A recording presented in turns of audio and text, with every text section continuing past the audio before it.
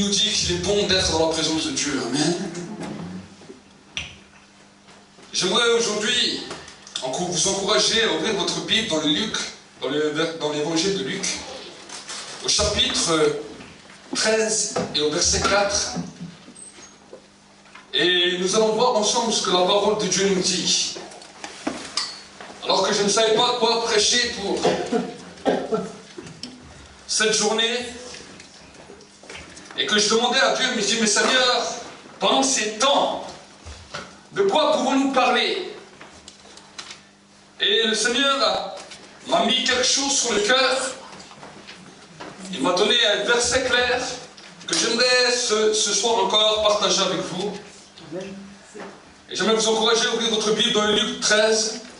Luc chapitre 13, verset 4.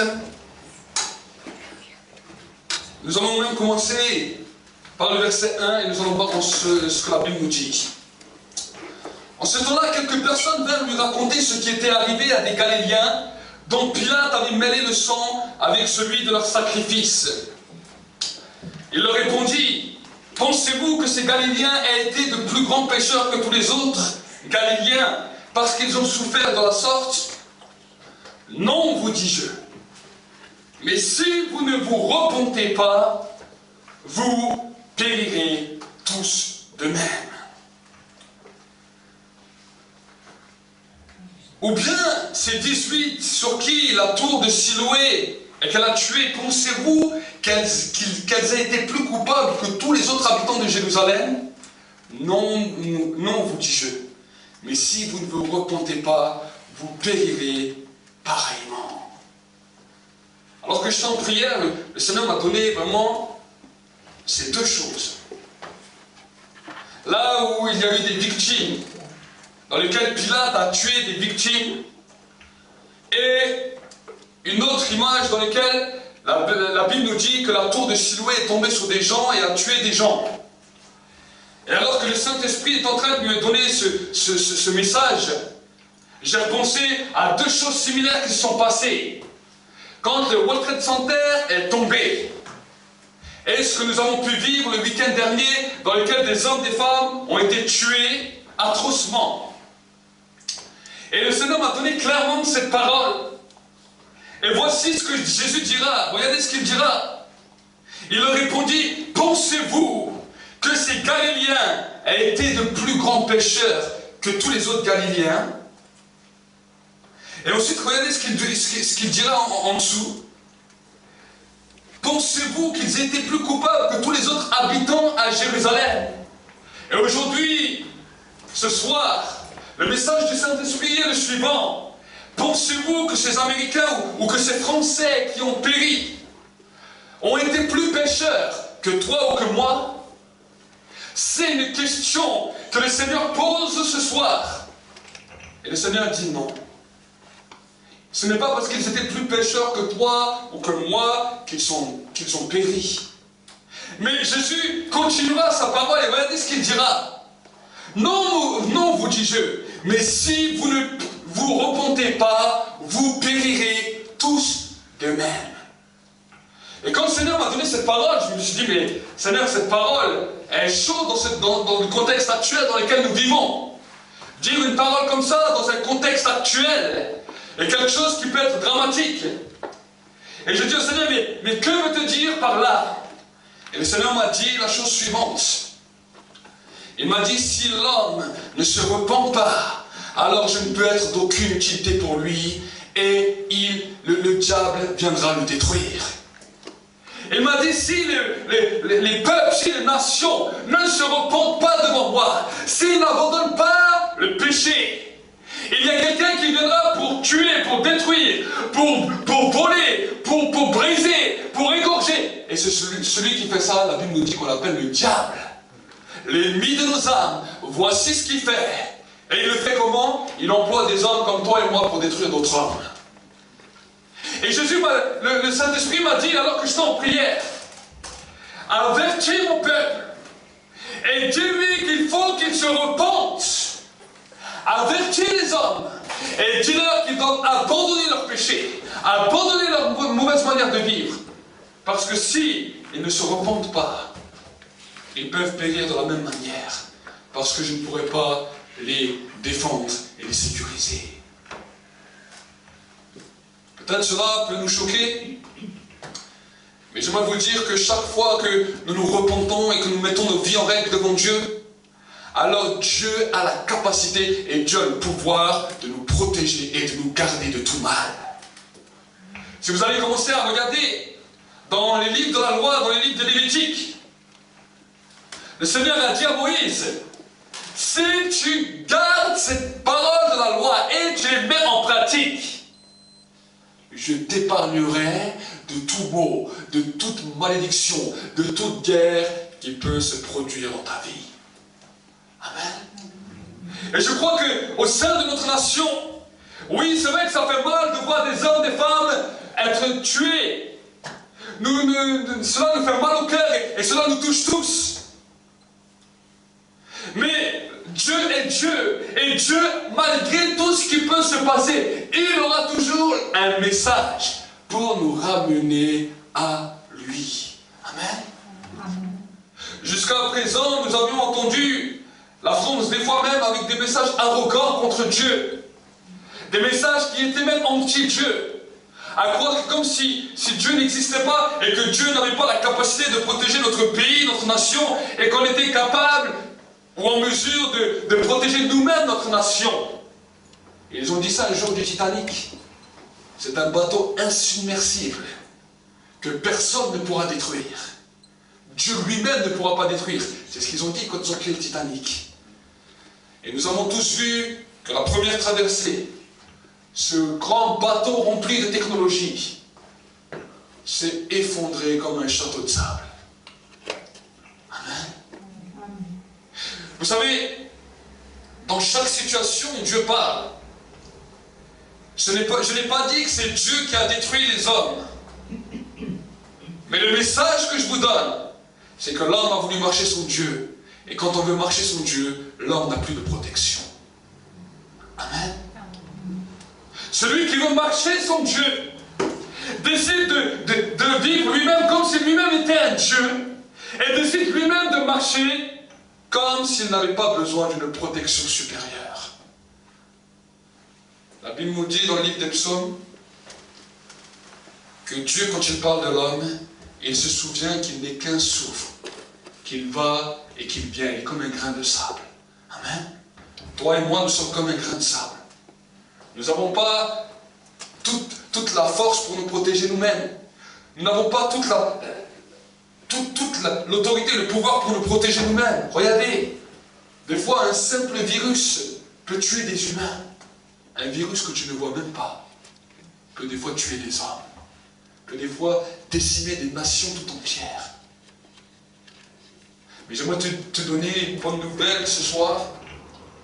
Si tu décides de te repentir, d'abandonner tes péchés, de marcher clairement sur la voie de Dieu, de renoncer à tout ce qui te faisait plaisir, pour décider d'obéir à la parole de Dieu, j'aimerais te dire qu'il y a une récompense et une sécurité.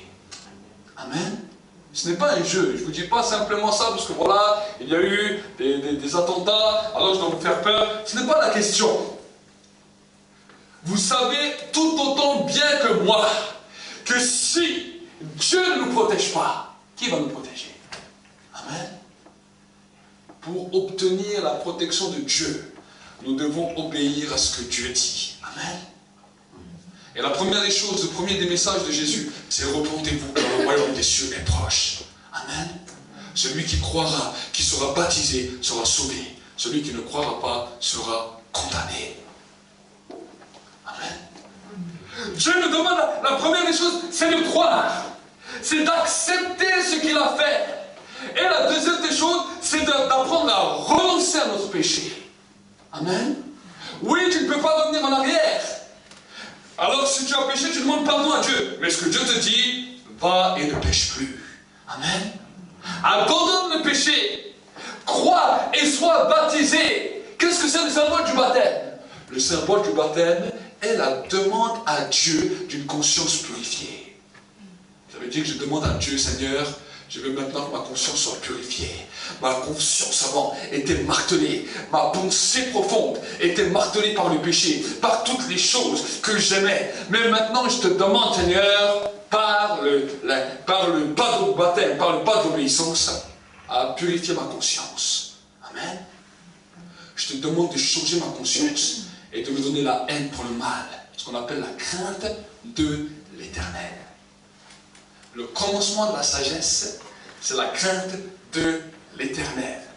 C'est écrit dans les livres d'Ecclésiaste. Amen. Et la crainte de l'Éternel, c'est quoi? C'est haïr le mal. Amen. Pas simplement ce que tu as pu voir à travers la télévision. Mais haïr le mal, ça veut dire haïr le péché. Amen. Le péché, c'est ce qui amène l'homme à s'enfoncer. Et je veux vous dire qu'un des plus grands péchés, c'est le mensonge. Parce que la Bible nous dit que le diable a été appelé le père du mensonge. Amen. Alors si peut-être des gens disent, ah mais moi je ne fais pas de péché, mais que peut-être tu mens. Alors la Bible nous dit que le diable a été appelé le père du mensonge. Amen. Le mensonge est un péché. L'adultère, la pornographie, les meurtres, la haine, la rancœur, toutes ces choses s'appellent péché. Amen. Et Jésus, quand il est venu, il a donné un message clair. Il a dit, repentez-vous, car le royaume des cieux approche. Qu'est-ce qu'il voulait dire en disant ça? Vous savez, les Juifs ont très bien compris ce message. Pourquoi? Parce qu'ils s'attendaient tous à la venue du royaume de Dieu. Leur patriarche Abraham, la Bible nous dira dans le livre de Hébreux 11, qu'il s'attendait à la cité solide, celle qui a des fondations éternelles que Dieu lui-même a créées, la nouvelle Jérusalem céleste. Le peuple juif était tous en attente du royaume de Dieu, où Dieu lui-même régnerait par le Messie sur la terre pour placer la justice de Dieu parmi les hommes. Amen. Et quand Jésus, qui était le Messie, est venu, il leur a dit, repentez-vous, car le royaume des cieux approche. Il est vrai qu'aujourd'hui, actuellement, nous avons peut-être des lois dans notre nation, des lois qui veulent vous faire croire que les choses mauvaises sont bien, que les choses bien sont mauvaises. Mais je veux vous dire, notre nation de France a ses lois. Mais quand le royaume des cieux approche, Dieu a d'autres lois, et c'est lui qui va juger, et c'est lui qui va rétribuer comme lui décide. Amen. Et ce que lui a appelé péché dans la parole, ce que l'homme essaye de détourner, il l'a quand même appelé péché. Et quand son royaume sera instauré, alors tout le monde comprendra ce qu'il a dit, et chaque personne devra répondre pour chacune de ses actions. La Bible nous dit qu'il est réservé aux hommes de mourir une seule fois. Après quoi vient le jugement. Amen. Oui, Dieu laisse la liberté à l'être humain. Il te dit, ma parole dit ça, mais tu as le choix. Tu peux faire ce que tu veux sur la terre. Mais le jour où je t'appellerai devant moi, tu devras répondre de tes actes. Et la Bible nous dit que tous ceux et celles qui ont refusé d'entendre son message, qui ont refusé de se soumettre à ce qu'il a dit, il a dit, malheureusement, il aura la seconde mort, ce qu'on appelle l'étang de feu, qui sera ouvert, en d'autres termes, l'enfer. Amen. Et la Bible nous dit que cela s'appelle la deuxième mort, la seconde mort. Amen. Mais que celui qui a accepté Jésus, qui a décidé de vivre comme un disciple sur la terre, de renoncer à lui-même, de renoncer à ses péchés, de se détourner aussi de ses péchés, de changer de vie, la Bible nous dit la porte du paradis est ouverte. Amen. La porte du paradis est ouverte. Et cette personne-là ne passera pas au jugement, mais elle sera sauvée et graciée à cause de Jésus. Amen. Graciée et sauvée à cause de Jésus. Oui, peut-être sur la terre, ça va être dur. Oui, peut-être on va avoir la moquerie de nos camarades, de nos amis. Ils vont te dire, mais toi, tu es fou. Ou toi, tu es folle. Pourquoi maintenant tu décides de vivre de cette manière? Mais j'aimerais te donner une bonne nouvelle. Il y a une récompense pour quiconque aime et craint Dieu. Amen. Il y a une récompense. Et aujourd'hui, pendant ce temps, j'aimerais non seulement le dire à l'église, mais aussi peut-être à tous ceux qui vont regarder cette vidéo, que c'est un temps où nous devons nous repentir et revenir de nos mauvaises voies. Amen. Amen. Dans ce temps où peut-être la nation est en deuil, c'est un temps maintenant de prendre conscience des choses réelles et de revenir à Dieu. De ne pas dire, je vais continuer à vivre ma vie comme je voudrais. Écoutez ce que Jésus dira. Regardez ce que Jésus dira. Non, vous dis-je, mais si vous ne vous repentez pas, vous périrez tous demain. Et quand on entend ces paroles, il ne l'a pas dit une fois, il l'a dit 2 fois dans la parole. 2 fois. 2 fois Jésus a redit les mêmes choses. Il demande, il appelle les hommes à la repentance. Les premiers disciples prêchaient à la repentance. Les premiers disciples qui étaient avec Jésus, alors que Jésus les envoyait. La Bible nous dit que les disciples allaient de rue en rue, de maison en maison, de place en place, de marché en marché. Et ils demandaient aux gens de se repentir à cause du royaume de Dieu. L'église primitive a commencé quant à elle. Et quand les hommes sont venus, 3000 personnes sont venues le jour de la Pentecôte. Ils ont dit à Pierre et Jean et aux apôtres, mais qu'est-ce qu'on doit faire? Pierre a pris la parole et il a dit, repentez-vous et soyez baptisés et vous recevrez le don du Saint-Esprit. Amen. Repentez-vous et soyez baptisés. Amen. Le baptême est l'acte que tu vas montrer à Dieu en disant, Seigneur, non seulement j'accepte de te suivre, mais je vais te montrer mon engagement par le baptême. Amen. De ma propre volonté, de ma propre conscience. Amen.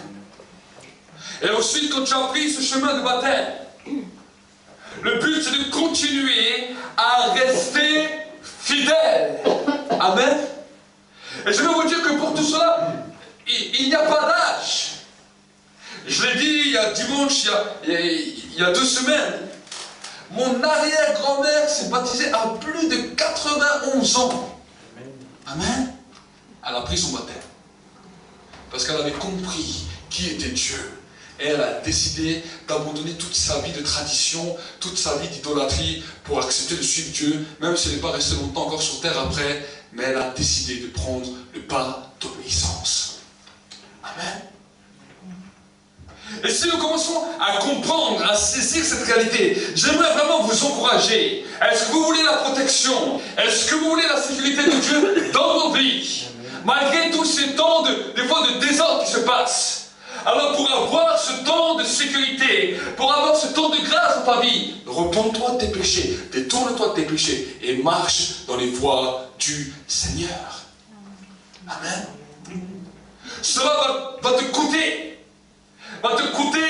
beaucoup, va tout te coûter. Mais qu'il est bon, combien peut coûter une bonne protection? Combien peut coûter une bonne assurance? Allez voir les assureurs. Et lui, je veux la meilleure assurance qui me sécurise partout où je vais. J'ai besoin de bodyguards. J'ai besoin de personnes qui vont garder ma vie partout où je vais. Allez demander un tarif, vous allez voir combien vous coûte. Amen. Demandez un tarif. Mais le problème, c'est que l'engagement humain, ils vont vous dire, ok, on peut vous protéger quand vous êtes là, mais après, on ne peut pas vous garantir de ne pas mourir. Amen. Combien de riches, de personnes importantes utilisent des milliers d'argent, des milliers d'euros pour avoir une protection au summum. Amen. Nous qui sommes enfants de Dieu, on a juste besoin d'abandonner nos vies à Dieu, de lui faire confiance, de nous repentir, de renoncer nos péchés. Et maintenant, c'est Dieu lui-même qui est notre protection. Amen. Amen. Dieu veut être ta protection. Dieu veut te protéger là où tu seras. Pour que tu puisses vieillir en paix. Amen. Arriver à un âge avancé, c'est une promesse de Dieu dans la parole. Amen. Il a dit, tu arriveras à un âge avancé si tu respectes et mets en pratique toutes les paroles que je te donne. Amen. Tu arriveras à un âge avancé. Dis à ton frère, à ta soeur, tu arriveras à un âge avancé. Amen. Tu arriveras à un âge avancé. Mais pour arriver à un âge avancé, ça va te coûter quelque chose. Amen. La Bible nous dit, prépare-toi à la rencontre de ton Dieu. Que sur la vie dans cette terre, tu puisses être prêt à rencontrer Dieu. Et ne pas avoir à rougir un jour où tu arrives devant lui. En lui disant, Seigneur, j'essaie de respecter ce que tu m'as demandé de faire, même si des fois j'étais maladroit, et j'ai essayé de me faire violence pour y arriver. Amen. Amen. Le Saint-Esprit vient au secours de notre faiblesse si nous avons déjà la volonté. Vous savez, il y a des gens qui n'ont pas de volonté. Ils disent, oui, je veux suivre Jésus, à peine sortis de l'église, ils commencent au nouveau à amener leur vie dans le péché, à amener leur vie dans le désordre, à ne pas être des hommes et des femmes d'engagement par rapport à Dieu. Qu'est-ce qu'un jour vous voulez que ces hommes, ces femmes vont dire à Dieu? Amen. Qu'est-ce que vous voulez qu'un jour, quand Dieu leur posera une question, ils vont dire? Ce sera des hommes, des femmes qui auront à rougir, qui seront rouges de honte. Parce que ce qui est sorti de leur bouche, ils n'ont pas su respecter leurs propres paroles à eux. Amen. Amen. J'aimerais vous encourager ce soir, pas devant moi, vous savez, devant les hommes on peut dire beaucoup. Et que votre cœur puisse dire devant Dieu ce soir, Seigneur, non seulement je veux me repentir, je vais commencer à marcher dans tes voies, mais je veux aussi me détourner du péché et persévérer jusqu'à la fin. Amen. La Bible nous dit, celui qui persévérera jusqu'à la fin sera sauvé. Celui qui ne croira pas sera condamné. Amen. Des fois, il y a des hommes qui me disent, oui, mais pasteur, je ne crois pas. Je ne crois pas en Dieu. Alors la Bible nous dit quelque chose de terrible pour ceux qui ne croient pas. Celui qui ne croira pas sera condamné. Amen. Vous savez, on sait tous ce que ça veut dire la justice. Et celui qui fait un délit sur la route, en roulant trop vite ou en ne respectant pas les limitations de vitesse, tant qu'il n'est pas attrapé, c'est pas grave. Mais quand il est attrapé, il risque d'être condamné. Amen. Et si un policier l'attrape et lui dit, monsieur, votre conduite est un délit, maintenant vous allez passer devant le parquet parce que vous allez subir une condamnation. Peu importe si la personne ne croit ou ne croit pas en la justice, elle sait que cette parole est terrible. Parce qu'elle sait que là, il a franchi une ligne qu'il ne veut pas franchir. Amen. Et des fois, vous savez, les croyants, on a tout essayé de spiritualiser et de dire, mais non, mais Dieu comprend, Dieu ceci, Dieu cela. J'aimerais vous dire, la Bible est claire. Jésus a dit, celui qui ne croira pas sera condamné. Amen. Il n'a pas dit, j'essaie de comprendre des humains.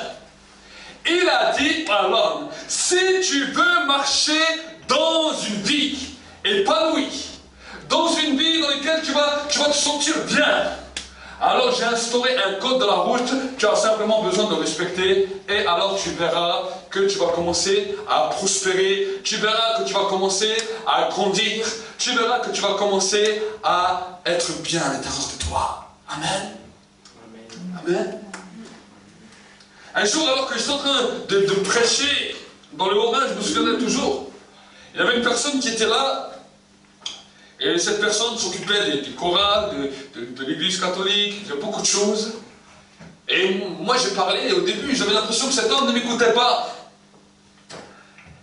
Et à un moment donné, je parle avec lui, je lui ai donné mon témoignage, et tout d'un coup, je l'ai regardé, clairement. Et je lui ai dit, vous savez, monsieur, dans la vie, il faut mettre sa vie en règle. Il dit, Dieu attend que chaque être humain mette sa vie en règle, sinon un jour on aura des problèmes. Et je lui ai dit des paroles comme ça. Et cet homme me regardait, on aurait dit que rien ne le touchait. Il était beaucoup plus âgé que moi, on aurait dit que rien ne le touchait. Mais vous savez, quelques semaines plus tard, je reçois un coup de fil de cet homme. Et cet homme m'a dit, est-ce que je peux vous voir? Je suis prêt à venir faire les kilomètres, venir vous voir. Je lui ai dit, ok, pas de problème, venez. Et quand il est venu, il m'a dit cette parole que vous m'avez dit, ne me laisse pas tranquille, je veux mettre ma vie en règle. Amen. Et il a donné sa vie à Jésus. Cet été, j'ai pu aussi le baptiser. Et c'est un homme qui commence à marcher sur le chemin du Seigneur. Amen. Et je sais que beaucoup d'hommes, de femmes doivent entendre ces paroles. Amen. Si quelqu'un vient continue à te dire, oui, moi je ne crois pas, alors dis-lui la vérité, ne lui mens pas. Les gens viennent peut-être devant toi et disent, mais je ne crois pas à l'évangile, je ne crois pas que Jésus est Dieu, je ne crois pas que Jésus est fils de Dieu, je ne crois pas que Jésus est né par l'impulsion du Saint-Esprit. Alors ne lui dis pas, Dieu comprend, dis-lui, la Bible me dit que celui qui ne croira pas sera condamné. Le Saint-Esprit va accompagner de telles paroles pour amener le pécheur à la conversion. Amen.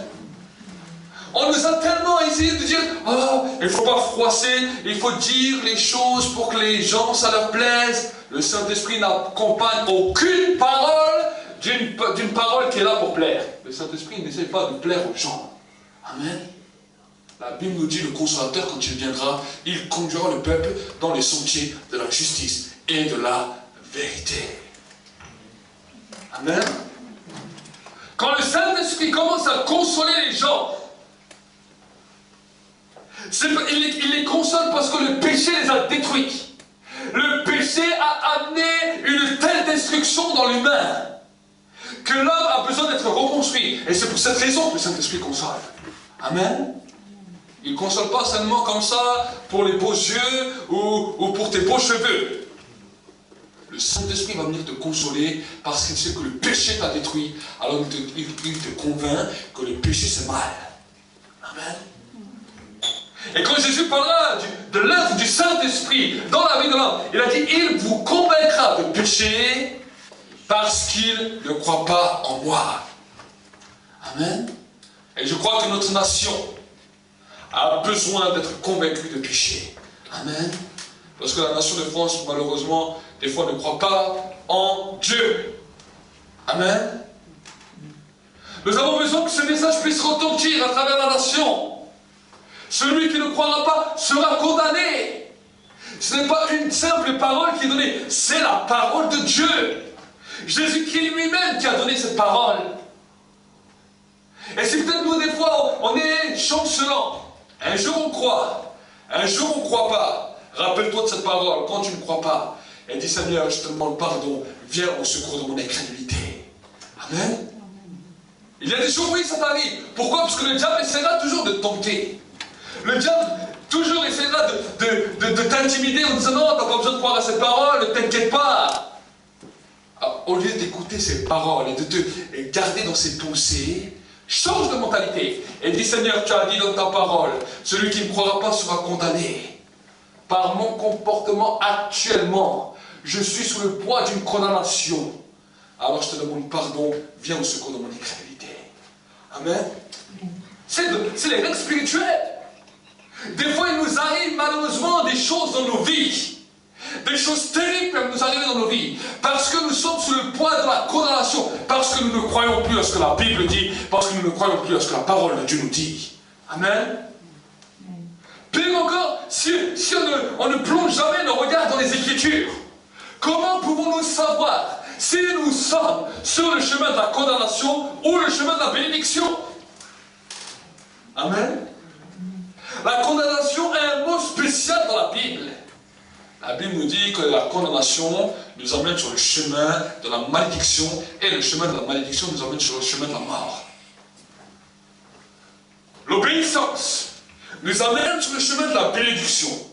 Et ce chemin de bénédiction nous amène sur le chemin de la vie. Amen. Ce sont des règles que nous devons comprendre et saisir en tant que disciples de Jésus. Amen. J'aimerais vraiment vous encourager. pas simplement ici, mais dans vos maisons. Souvenez-vous de cela. Amen. Quand des fois le diable vient à essayer de te faire douter de ce que Dieu a dit. Quand tu veux commencer à dire non, maintenant je vais changer mon style de vie, je vais renoncer à ce péché, le diable te dira, ah, mais t'inquiète, Dieu t'aime quand même. Tu n'as pas besoin, le Seigneur te comprend. Tu commences à mettre en doute la parole de Dieu. Le diable le sait. Et pourquoi il continue dans cette voie? Parce qu'il veut que tu rentres sur un chemin de condamnation. Amen. Mais si quand tu vois cela, tu dis, Seigneur, actuellement, je vois qu'à cause de ce qui est en train de se passer dans mes pensées, dans mon cœur, je suis en train de me diriger vers le sentier de la condamnation. Mais maintenant, je veux renoncer à moi-même, renoncer à ces pensées et me détourner du chemin de la condamnation vers le chemin de la grâce. Amen. Vers le chemin de la grâce. Si toi, tu ne t'approches jamais du trône de la grâce, comment tu veux que la grâce t'ait accordée? L'apôtre Paul dira la chose suivante. Approche-toi donc avec assurance auprès du trône de la grâce afin d'être secouru dans le moment où tu en as besoin. Amen. Si toi, tu ne t'approches pas de la grâce ne s'approche pas de toi. Amen. Il faut se faire violence. Et chaque jour, nous avons besoin de la grâce de Dieu. Chaque jour, nous avons besoin de dire, Seigneur, tu vois, aujourd'hui, je ne crois plus. Mais aujourd'hui, je vais me faire violence. Et je veux croire, je veux m'approcher de toi. Et je veux te louer pendant un instant. Et tu sors de ce lieu avec une foi en béton. Amen. Si tu as une foi comme un grain de sénévé, tu diras à cette montagne, jette-toi de là. Et va dans la mer. Et celle-ci t'obéira. Amen. Ça ne demande pas beaucoup de foi. Un grain de moutarde, c'est si petit. Amen. Mais quand tu le plantes, ça devient un très grand arbre. Amen. Tu as besoin de savoir cela. Ta foi doit être fondée sur la parole de Dieu. Amen. Pour que toi, tu puisses faire aussi des choses. Amen. C'est bien d'entendre des choses. Mais il faut aussi que toi, tu puisses entrer dans les choses que Dieu veut pour que tu puisses faire les choses. Parce que la Bible nous dit quelque chose dans le livre de Marc 16. Et il nous dit, voilà, maintenant quand la foi arrive maintenant à son processus, il dit, voici les signes, voici les miracles qui vont accompagner ceux qui auront cru. En mon nom, ils parleront de nouvelles langues. Ils imposeront les mains aux malades, les malades seront guéris. Ils chasseront les démons. Ils marcheront sur les serpents, sur les scorpions et sur toute la puissance de l'ennemi. Et rien ne pourra les nuire. Amen. Même s'ils boivent du breuvage mortel, ça ne leur fera aucun mal. Mais ça, c'est des signes qui accompagnent simplement quand la personne arrive dans le niveau de foi. Amen. Et le diable sait que tant que la personne n'est pas dans le chemin de l'obéissance, tant que la personne n'est pas dans le chemin de la foi, elle est sur un chemin qu'on appelle le sentier de la condamnation.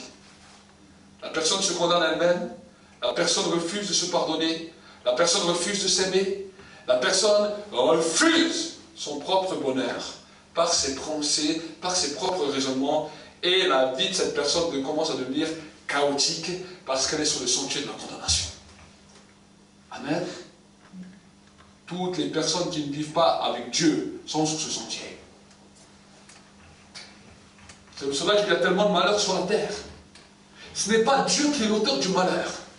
C'est l'homme qui a décidé de marcher sur un chemin de condamnation. Et quand il est sur ce chemin, le diable vient pour détruire, pour égorger, pour faire toutes sortes de choses pour que la personne soit détruite. Amen.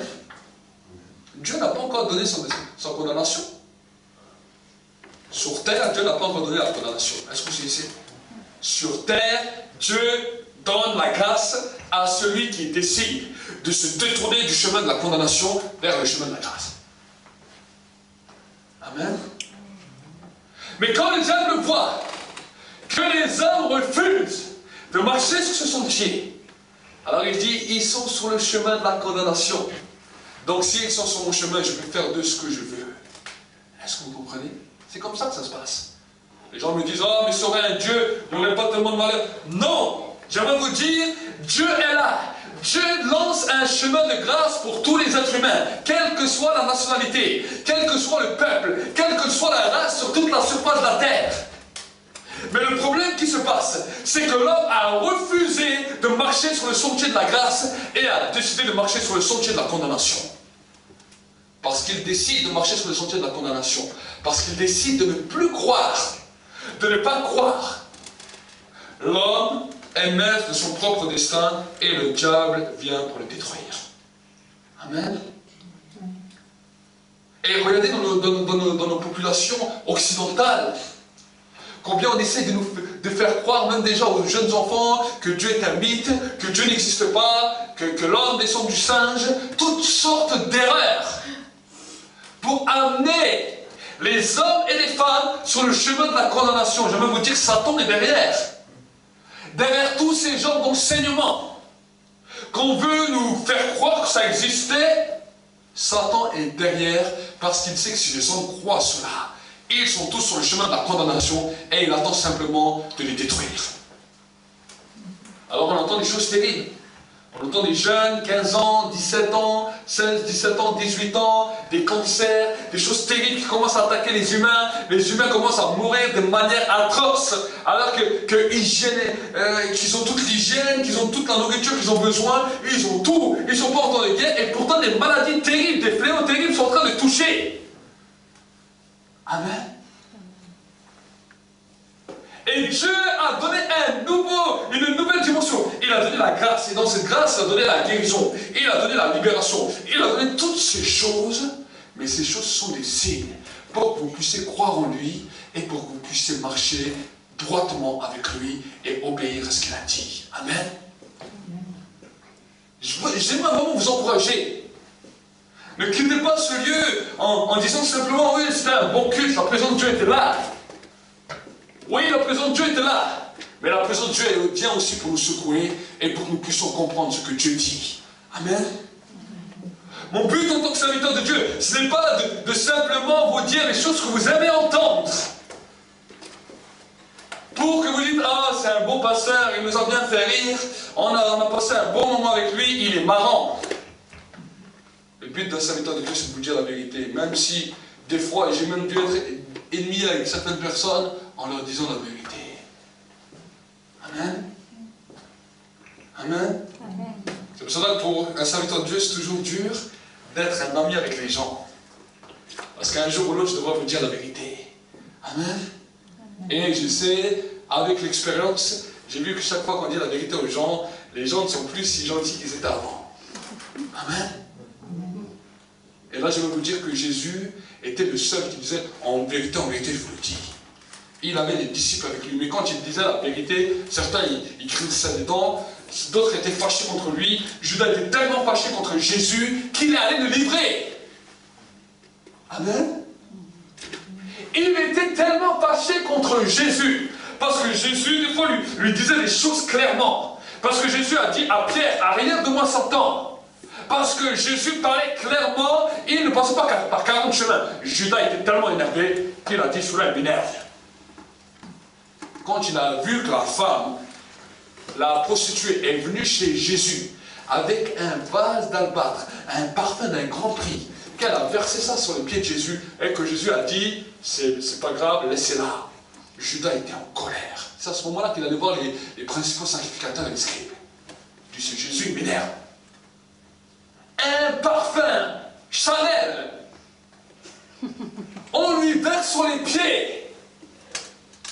Et lui, il trouve cela normal. Il dit, oh non, vas-y, qu'elle continue. Tu t'imagines combien ça coûte? Il a dit à Jésus, il a dit, mais on peut donner ça aux pauvres. Jésus a dit, vous êtes déjà encore les pauvres. Mais moi, vous ne m'aimez pas toujours. Il a dit ça. Et la Bible nous dit encore bien, un peu plus bas, il dit, ce n'est pas qu'il se souciait des pauvres, mais c'est parce qu'il était voleur et qu'il volait dans la caisse. Mais il était en colère. Et il allait voir les principaux sacrificateurs. Et il a livré Jésus pour 30 pièces d'argent. pièce d'argent, comme un esclave. Lisez avec moi le livre dans la parole de Dieu.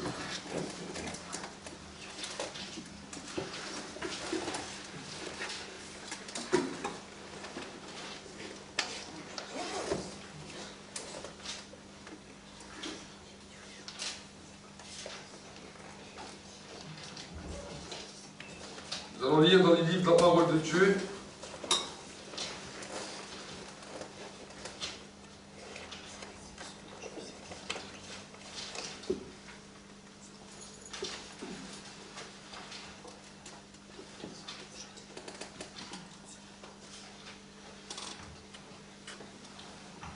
Dans le livre de Luc 6,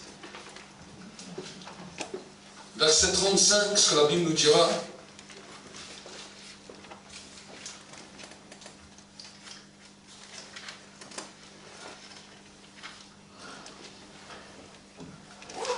Mais aimez vos ennemis, faites du bien et prêtez sans rien espérer. Votre récompense sera très grande et vous serez fils du Très-Haut. Car il est bon pour les ingrats et pour les méchants. Soyez miséricordieux comme votre Père est miséricordieux. Amen. Dieu nous demande, vous savez, Jésus, malgré qu'il a vu tout ça sur la terre, ce qui m'a étonné, alors que Judas l'a livré, que Judas était en colère contre lui, quand Judas est revenu devant lui, Jésus n'a pas dit « Ah, c'est le sale traître qui arrive ». Il n'a pas dit ça. Jésus n'a pas dit « Le sale traître arrive ». Le voleur arrive, tu étais encore fâché, tu es encore fâché avec moi. Il ne lui a pas dit ça. Il lui a dit « Salut ami ». Est-ce que vous savez? Il lui a dit « Salut ami ». Il a seulement dit « C'est pas un baiser que tu viens livrer, le fils de l'homme ». Et pourquoi Jésus a dit cela? Parce que dans sa parole, quelques temps avant, il a dit « Mais aimez vos ennemis, faites du bien et prêtez sans rien espérer. Votre récompense sera grande et vous serez fils du Très-Haut, car il est bon pour les ingrats et pour les méchants. » Amen. Amen. Dieu est bon, Dieu est miséricordieux. Et vous savez, Judas, c'est pas Dieu qui l'a tué. Il a décidé de marcher sur un chemin dans lequel il ne croyait plus. Et la Bible nous dit que ce chemin l'a amené dans un temps de remords au point qu'il s'est pendu lui-même. Amen. Ce n'est pas Dieu qui l'a jugé. Ce n'est pas Dieu qui lui a dit « je vais te tuer ». Il l'a appelé ami. Parce qu'il n'a pas voulu marcher sur le chemin d'obéissance. Le diable l'a amené dans une situation telle qu'il s'est pendu. Amen. Mes amis, la Bible nous dit quelque chose de particulier. L'apôtre Paul a dit quelque chose de particulier. Le salaire du péché, c'est la mort. Amen. Oui, peut-être ça nous prend la tête de ne plus pécher. Peut-être on se dit, mais je parlais encore la dernière fois avec mon frère Étienne, et on disait, mais hey, Abraham, il avait plein de femmes, celui-là, il était un petit rigolo, hein. On discutait ensemble, il y a une semaine. Et il me dit, mais est-ce que c'était permis? Je dis, écoute, là, Dieu n'avait pas encore donné les lois, donc à l'époque, voilà, il était ignorant.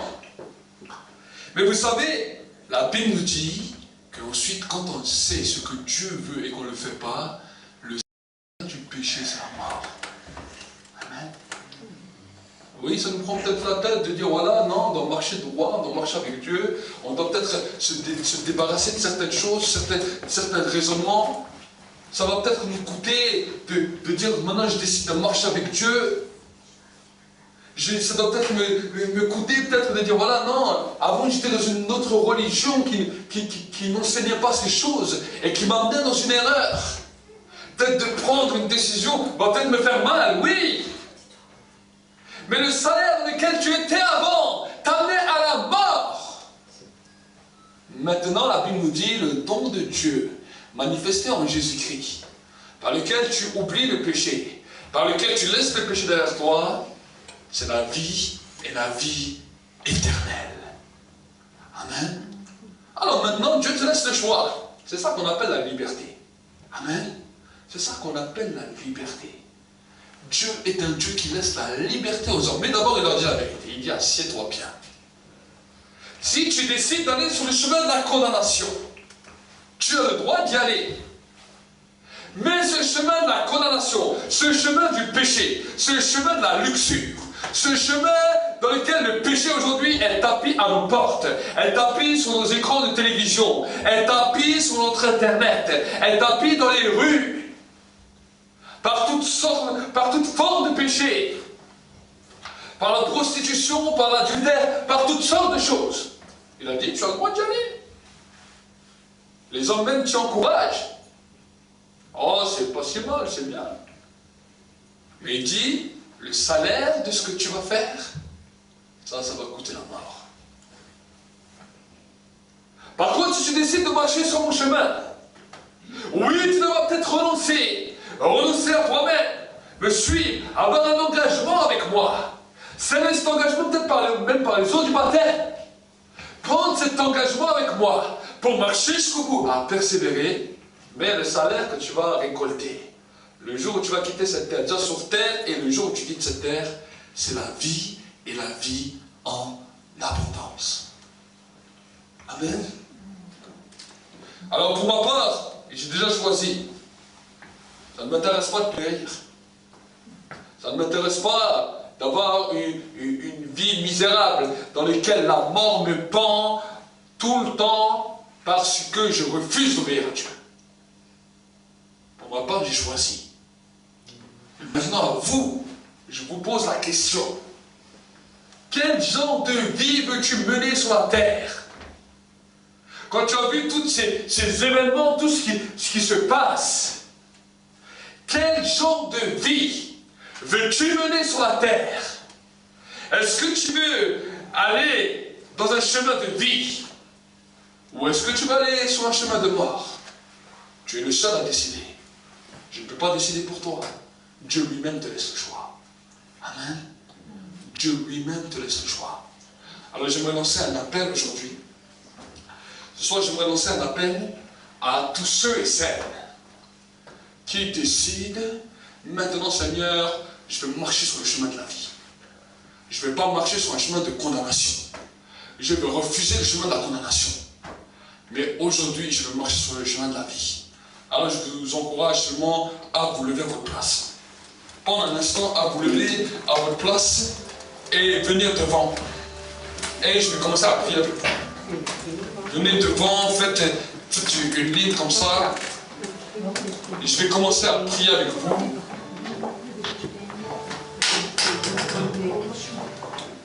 Venez devant, venez, approchez-vous encore, approchez, là derrière aussi, approchez-vous.